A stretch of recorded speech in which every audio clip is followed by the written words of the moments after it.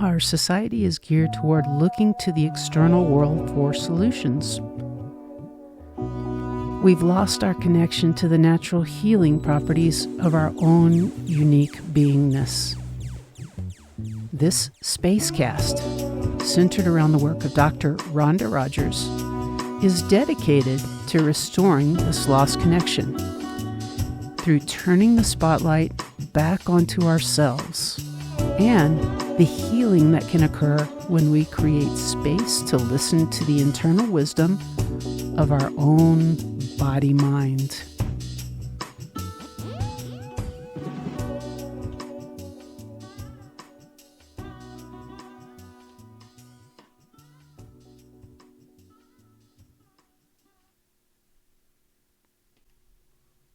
Episode 1. Burn Your Boats. I mailed my friend a humorous birthday card. On the cover were two elderly women. One asks the other if she wants to spend her birthday together, to which the other replies, "Sylvia, I'm not going back to jail." Innocent enough fun. I mailed the card and forgot about it. It slips into this matrix of electrical signals in the brain we recognize as memories. I then get a call from my friend expecting one of our normal check-ins, and in a very serious tone he says, "Rhonda, I'm in jail." My heart pounds and my mind races. What do I do? Get a plane ticket?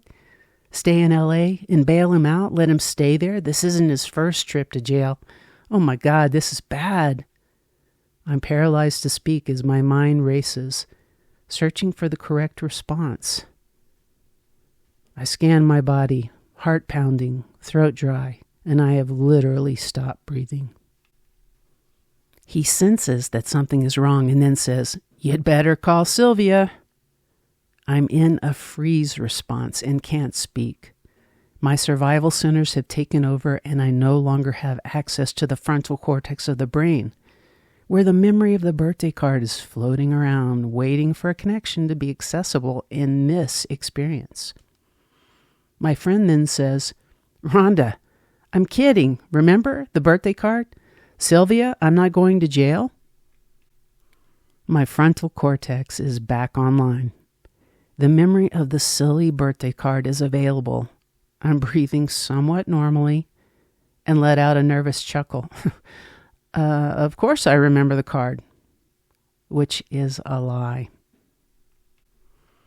I have developed an elaborate strategy for working around these types of memory capsules, or snapshots of past experiences that through a combination of biology and physiology called the body-mind are used as a repository drawn upon to make sense of current events.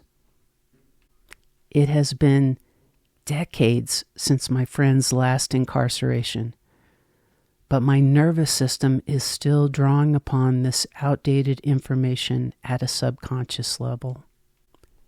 But why this crazy, inappropriate response to a simple phone call? Our thoughts are our reality. The body-mind sensed danger and responded as if danger were right there in the room with me.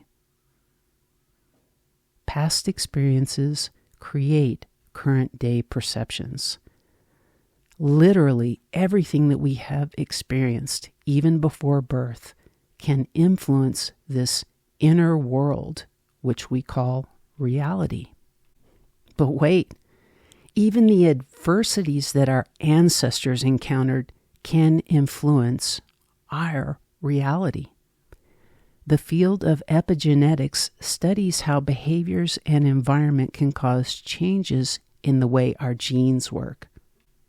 But on a positive note, unlike evolutionary changes to DNA, which take thousands of years, epigenetic changes can be modified through changing our behaviors and our environment. To change these biological patterns, we must first build awareness of their presence, which is not easy. In fact, most human behavior happens at a subconscious level out of awareness. Don't believe me? Have you ever walked into a room and then wondered why you were there? Now, I know that I came in here to do something or get something, but I have no idea why I'm here. A subconscious program out of your awareness physically moved your body to another location without your awareness. That's scary. I have another question for you. Can you recall a situation when you were absolutely certain about something that was said in a conversation, and the other person recalls that conversation very differently? Which one of you are correct? If we view this conversation as an interaction between two nervous systems, each with very different past experiences, then based upon these past experiences, you are both correct in your individual perceptions of this experience known as a conversation. But if we invite an objective third party who has no personal connection to either of you, then we would get yet another perspective on this conversation, perhaps more observant than reactive. Perhaps more aware of the reality that exists outside of the interaction between two nervous systems, each arguing for their own unique perspective. This is why millions of dollars are spent per year on talk therapy, in hopes of unraveling these misunderstandings and perception between humans in intimate relationship. This is the exact scenario where my first marriage ended. Each of us convinced that our unique perspective was accurate, while each of us were completely unaware of the epigenetics and subconscious programs that were running our lives. For each of us live in a world of our own construction, based upon past experiences and our failure to investigate what else might be true. For example, my experience of my grandfather was that of a fun-loving buddy. He, my grandmother, and I would motor to their country cabin tucked deep in the forest of South Texas, the nearest neighbor miles away, at which point he would proceed to ingest mason jars full of wild turkey bourbon. My grandmother would tire of this behavior around 9 p.m., put in earplugs, and go to bed. This was his cue to blast country music from the Sears Silvertone stereo console, singing along, slurring words that had no resemblance to the actual lyrics of the song. But more influential to this 8-year-old's reality was the fact that I was invited to the party. I would down Dr. Peppers and dance and sing along until the wee hours of the morning. To me, this was heaven. To others in my family, it was an embarrassment. They could not fathom why a grown man would behave this way. As I grew older, I approached this fun-loving buddy for clues about his choice to drink himself into oblivion, which were deflected through humor, distractions, and any other strategy that he could create to avoid talking about his drinking. My perception was that he too was embarrassed and had no idea why his first stop on the way home from work was the liquor store. He just accepted that this is the way life worked.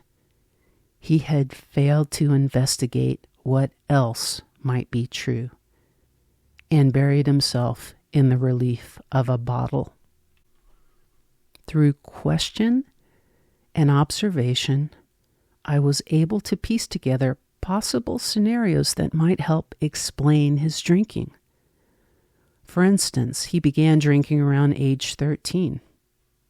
He never spoke of his family.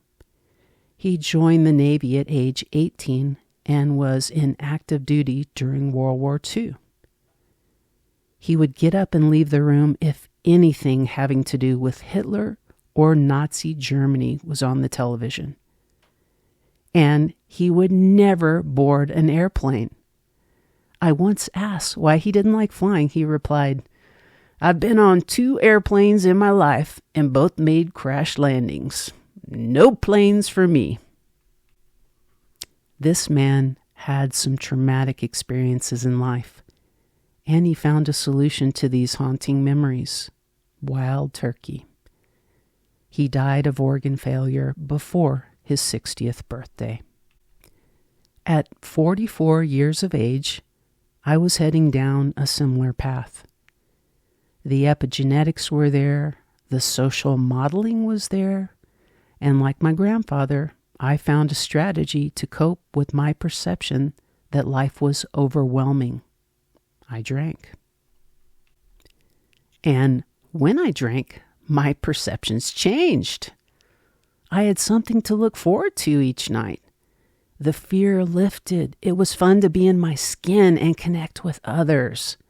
My thoughts of past failures and future complications melted away like ice cubes doused in warm vodka.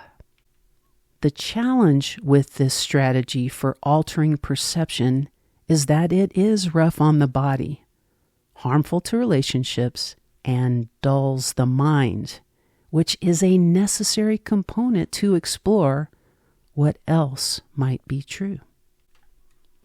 My life looked great on paper. Education, check. Career, check. Marriage, check. House on the hill, check. Shiny car, check. And I was convinced that my unique perspective on life was true, that these material accomplishments would bring happiness. They did not. I was embodying the programming of my ancestors, who had followed a false premise that happiness depended upon material conditions. And when this myth was revealed, the solutions were limited. Drugs, alcohol, extramarital affairs, shiny toys, and so on. But after chasing these temporary fixes, another truth was discovered. There was never enough. This programming was repeated generation after generation because my ancestors did not have a working model for anything else. Like my grandfather, I began drinking at an early age, plotting to leave home, but Providence stepped in, and I was drawn to a book in the school library that taught a different method, a method to understand the causes and conditions for unspeakable suffering in every human life, the depths of which can be unbearable. That is, until we find a solution. This book was Siddhartha by Hermann Hesse. The formula was simple enough for a 9-year-old to understand. We cannot control the outer environment, and so the alternative option is to create peace within ourselves. I was a kid who also loved stories of space travel, like Ray Bradbury's Martian Chronicles. It made perfect sense that humans, as explorers, could travel not only to outer space, but also to inner space, within the depths of our own consciousness. But Western society prescribes another path to fulfillment: external circumstances. And as a young person, it was all too easy to get distracted away from the serenity of inner space by the excitement of the external world. I did not yet have training about the nature of the mind, which is craving, constantly searching for something more. If the job was good, then I wanted a promotion. If the car was nice, then I wanted a better one, and maybe a motorcycle too. If the house was good, it could be better and bigger. And so it went, year after year, chasing a phantom, a creation of my own mind, an unattainable goal, which shifted as soon as I reached the next level of craving. This pursuit is perilous and takes a toll on the body and mind. At the height of my insanity, I worked a 10-hour day, attended business school 2 nights a week, and slept 1 to 2 hours per night. I had zero self-management tools to soothe my body or calm my mind from the incessant cravings and worries. For if you want something that you don't have, the natural tendency is to worry about how to get it. And the inevitable happened. As with any living being that is pushed too hard for too long, I crashed. Rather, this body finally protested in a manner that could no longer be overpowered by the mind. I was physically, mentally, and emotionally drained. My body covered in a bright red array of splotches and dots, and it hurt just to move an inch. The intensity of the pain invalidated all thoughts, cravings, and to-do lists. My complete attention was fixed upon these sensations, and intuitively I began to breathe. Slow, deep breaths, each successive breath a little slower and a bit deeper. Within moments, the pain began to diminish, and so I continued this practice. There is no greater urgency in human life than survival. Pain is a clear indication that survival is at stake, and therefore all of my psychic energy was available in this moment, concentrated upon the breath. Lying in perfect stillness, focused upon the breath, a miracle occurred. The mind slowed, and habitual cravings and worries vanished, perhaps for the first time in decades. It is true that I had been able to dampen these thoughts through a combination of distractions and a double martini or two, but this was different. Instead of dullness, there was clarity, and I was at peace. It then struck me that I had been here before, and this place was familiar to me. But when and how? It was in 3rd grade, and that book that shared the way to peace through meditation and introspection, the book which catalyzed exploration of inner space, Siddhartha. I was back. I was home. And I did not want to lose my way to this place ever again. This experience brought 2 truths into my awareness. 1, that I was doing life all wrong. And 2, that I had no idea of how to do things differently.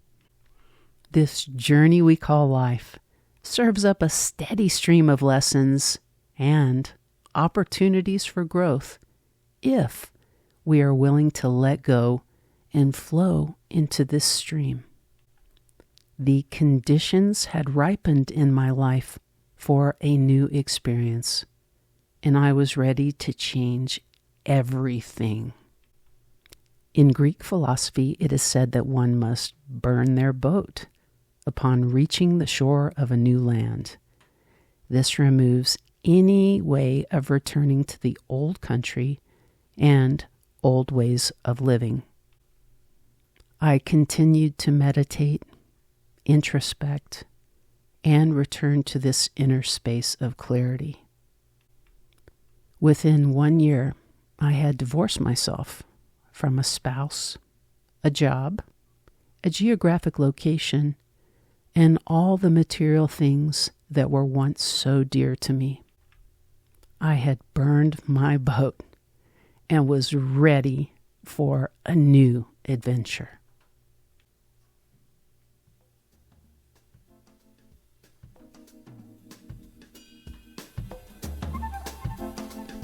The music in today's Spacecast is composed by The Echo Project. The intro, A Folha Negra, and the exit music, Mango. Thanks for listening, and until next time, this is Dr. Rhonda Rogers on the Inner Space Cast.